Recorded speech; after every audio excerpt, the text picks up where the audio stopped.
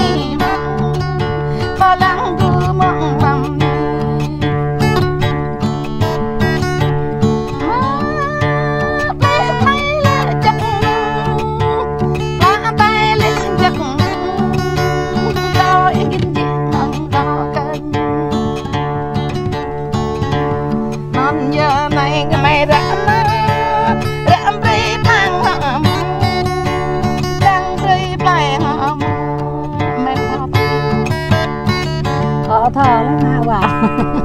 Mẹ hà thao đó à? Nó tự đó nhà vậy nên riêng.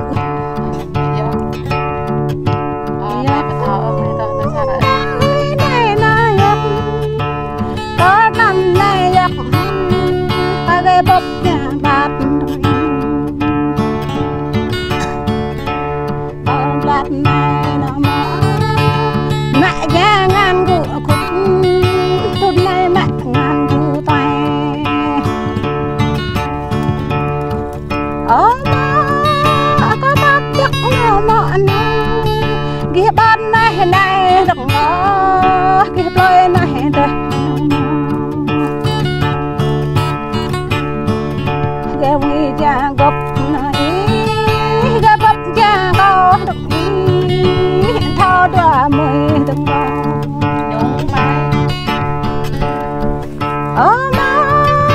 có bạn đi nạ ghê yêu bạn đi hiện tao ghê nạ nụ ghi bạ ghê mãi ghi lại ghê đại ghi nó quay cắm ra ghi ba ghê thịt về mà dạ có thơ căn nuôi này dạ có thơ căn quay nấm có hát mã lệ đoạ quạt có hát mã ngàn đoạ đứt có hát mã môn đoạ bọc nó đó đoạ ta ô bì ta mà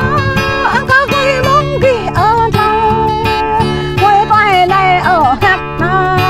hát mù ô bắp giặc nó ăn kia găng ghen gật ăn kia ghen gài là quê con ran rồi đấy nó ăn kia gay giặc nó ăn kia gật nó ya mi hiểm ra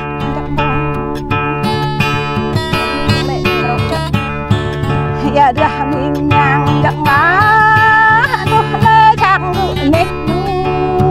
lệ li du nàng đứa lấy trang và phục ta lệ công phục cho ta yêu cái bằng hoặc là nó ta lệ không bằng hoặc này ra khóc cái tình quặng có ta lệ gạ lấy cái tình yêu đồng nghề ta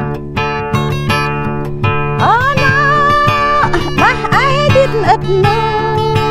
ghi nào yo ya tao nó bắt tân công cổ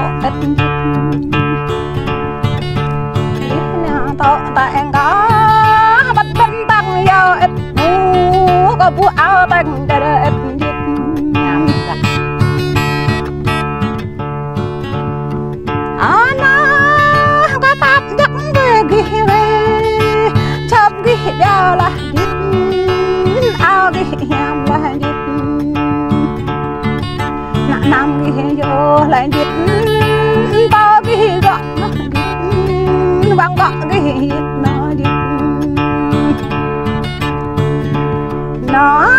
cái bên trên đó là nó bạn đã đập thảo à cái bên trên đập quăng đạn đà bên nó ba ba là bên ta ba ta dịch na nó đôi cái này nó đôi cái này đặt lại mấy đôi cái nào huy hùng co gang co là về dịch ta co lại vô băng bay có hạ lôi vô mỏ ăn cao ni nó mỏ nó nơi tôi có ôm lô dập ta nơi tôi có quan dập ta